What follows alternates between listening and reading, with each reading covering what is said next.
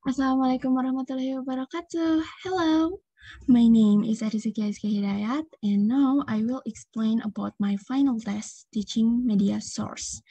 And I have to make teaching media that refers to the ASSURRE model. So let's get started.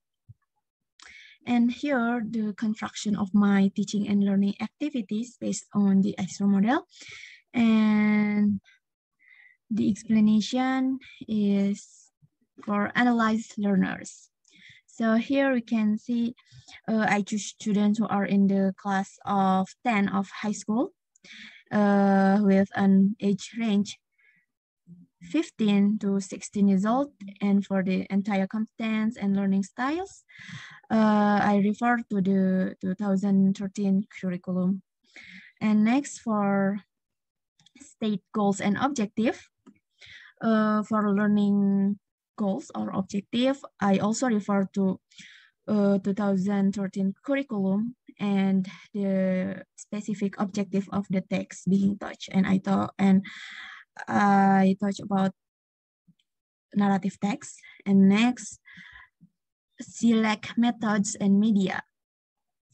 For the methods, I use distance learning, synchronous and asynchronous, and for the media, I use internet such as LMS, Google Classroom, and computer, and video from YouTube, and distance learning like Zoom. And next, utilize media and technology. For this, I use in the material in the form of narrative text. I use narrative text, and all learning activities will already available in the lesson plan that I will attach, as well as these 2 points require learner participation, evaluate, and receive, and the blended learning strategy. I will explain it in the lesson plan that I will attach. So, and then I will simulate, and now I will simulate the learning process with the teaching media that I prepared. So, let's go. Assalamualaikum warahmatullahi wabarakatuh. Hello everyone, how are you? And welcome to English class. And before starting the meeting, I have 2 questions. The first question is, what do you think about the pictures? You can see the pictures, right? So what do you think about both pictures? Right. This is a fiction story, right? Like the title of fiction story. And the second question is, what type of the text of these 2 pictures? Okay, so both stories from these pictures are narrative text type. So now we will learn about narrative text, and I will use Indonesian too. So untuk tujuan pembelajarannya, kalian bisa baca sendiri, you can read it. Next, what is narrative text? So narrative text is a kind of text to retell the imaginative story that past tense. Jadi narrative text adalah jenis teks imajinatif pada masa lalu di mana rangkaian peristiwa atau ceritanya itu dijabarkan secara kronologis. Lalu next, social function, the social function of narrative text. There are 3 social functions. The first is to amuse the readers. The second, to teach moral value. And the third, to change social opinion. Jadi fungsi sosial dari naratif teks itu, yang pertama itu untuk menghibur para pembaca, lalu yang kedua itu untuk mengajarkan nilai-nilai moral, dan yang ketiga untuk mengubah opini sosial. Dan next, the generic structures. So the first is orientation, the second is complication, the third is resolution, and the last is reorientation. This is a explanation about the structure. The first is orientation. Orientation, it is about the opening paragraph where the characters of the story are introduced. like person, time, where. Jadi orientasi itu atau yang biasanya disebut sebagai pendahuluan itu berisi tentang siapa, kapan, dan di mana cerita itu berlangsung. Lalu untuk structure yang kedua, for the second structure is complication. The complication is where the problem in the story developed. Jadi komplikasi itu menceritakan awal munculnya masalah hingga puncak yang menyebabkan puncak masalah atau yang bisa disebut itu klimaks. Jadi di sini biasanya melibatkan karakter utama dalam permasalahan itu. Lalu next for the third structure is resolution. Resolution is where the problems in the story is solved. Jadi bagian reorient resolution itu adalah bagian cerita di mana ada solusi atau berupa solusi dari masalah yang terjadi, dari konflik yang terjadi. Dan masalah itu bisa diselesaikan akhirnya bahagia ataupun sebaliknya. Lalu yang terakhir adalah reorientation. So for the reorientation is contents of the conclusion of the end story. Jadi reorientation itu merupakan bagian penutup dari suatu cerita yang sifatnya itu optional. Jadi boleh ada, boleh tidak reorientation itu. Dan reorientasi biasanya berisi tentang pelajaran moral, like moral value, saran, dan atau pengajaran dari penulis. Jadi pesan apa nih yang ingin disampaikan oleh penulis lewat cerita tersebut untuk para pembaca.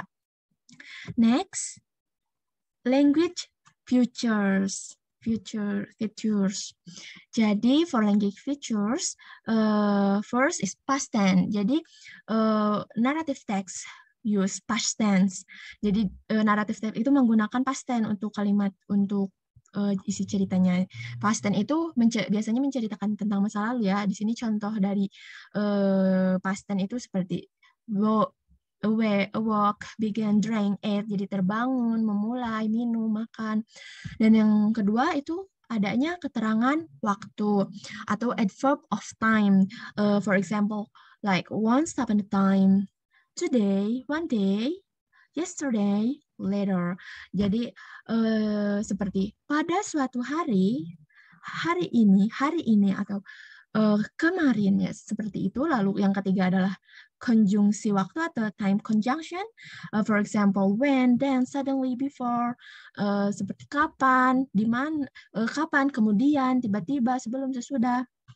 Lalu yang keempat adalah karakter spesifik atau spesifik karakter. Jadi penggunaan karakter dalam ceritanya itu spesifik, bukan umum. Contohnya itu, for example, here like Cinderella, focus on one character, Cinderella, Alibaba, Putri Salju, Tengen, Ariel. And the fifth is kata kerja aksi or action verb. Jadi action verb itu adalah kata kerja yang menunjukkan suatu tindakan. For example, like walk, word, stayed, dug, berjalan, menulis, tinggal, atau digali. Lalu yang selanjutnya adalah direct speech. Direct speech itu seperti pidato langsung memakai present tense, seperti ujaran langsung. So, for example, like Princess said, my name is Princess. Jadi Princess berkata, namaku Princess. Itu merupakan ujaran secara langsung, direct speech. Lalu yang terakhir adalah saying and thinking verb. Jadi kata kerja yang menunjukkan ujaran atau pelaporan. Jadi di mana seperti contohnya itu di sini say, told, touch, berkata, bercerita, berpikir. Di sini itu for example-nya itu Princess said. The said is said di sana juga merupakan saying and thinking verb. Next, the type of narrative text. Jadi tipe-tipe jenis-jenis naratif text. Here is 1, 2, 3, 4, 5, 6, 7 type of narrative text. And actually, there are more than 7. So the first is fable.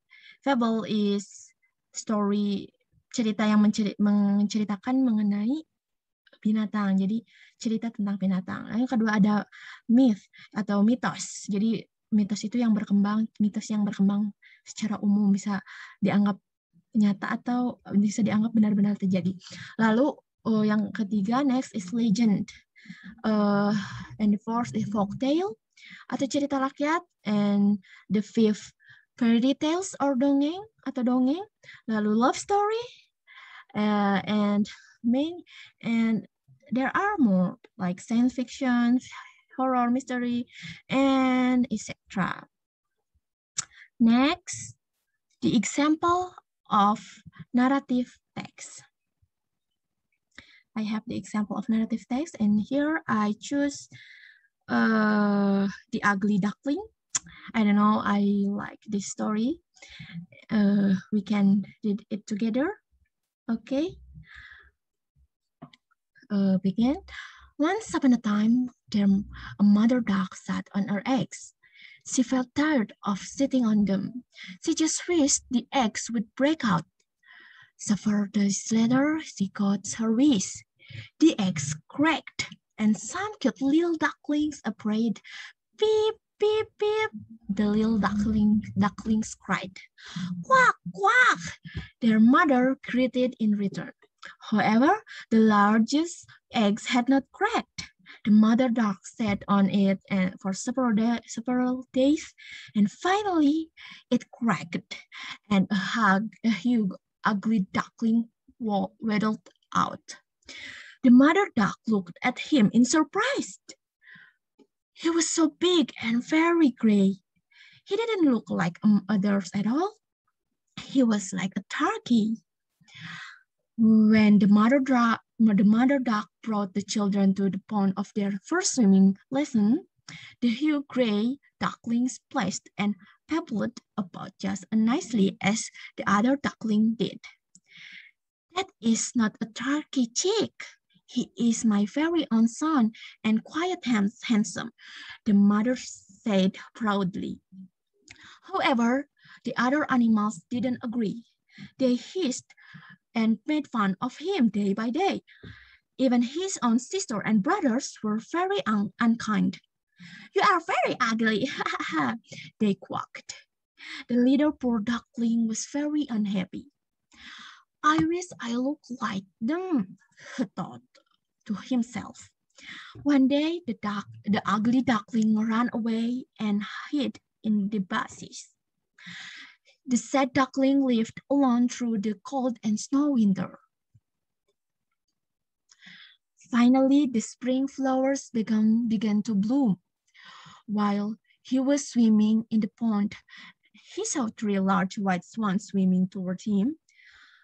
Oh, there are these beautiful birds will laugh and peck to me, he said to himself. But the swans did not attack him. Instead, them swam around him and stroked him with their bills.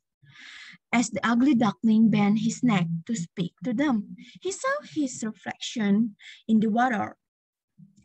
He could not believe his eyes. Oh, I'm not ugly. I'm not an ugly duckling, but I am beautiful swan, he exclaimed. He was very happy, and from that day on, he swam and played with his new friends and was happier than he had never been. The end. Yeah.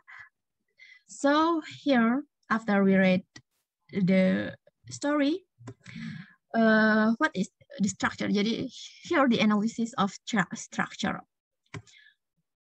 We can see the orientation. The orientation di sini bisa dilihat dari paragraf pertama. Jadi orientasi itu tadi berupa pendahuluan, jadi berisi siapa, di mana, dan kapan, dan tempatnya di mana. Lalu complication, untuk complication itu awal mula konflik terjadi di mana ugly duckling tadi itu bully ya, seperti dihina, tidak diterima bahkan oleh saudaranya sendiri. Next, for the resolution di sini itu ugly ducklingnya itu melihat reflection. Jadi dia tuh melihat bayangan dia sendiri di air. Jadi dan dia tidak percaya bahwa ternyata dia itu tidak jelek. Itu adalah resolusinya. Dan untuk reorientationnya, he was very happy. From that day, he swam and played with his friends. Jadi di sini resolusinya itu, reorientationnya itu, akhir ceritanya itu bahagia. di mana dia bermain dengan teman barunya dan berbahagia. Okay, and for the last, I have task for you guys, and the first task is analyze generic structure from the narrative text. I will give you soon, and the second is make a video storytelling. Jadi kalian menceritakan kembali sebuah teks naratif storytelling, lalu rekam melalui video dan nanti saya akan berikan contohnya, link contohnya melalui YouTube, link YouTube. So for the task, kalian bisa mengirimkannya lewat Google Classroom. Saya akan buatkan formnya. So any question? If not, thank you very much for your coming. That's all for me. I'm sorry for any mistake.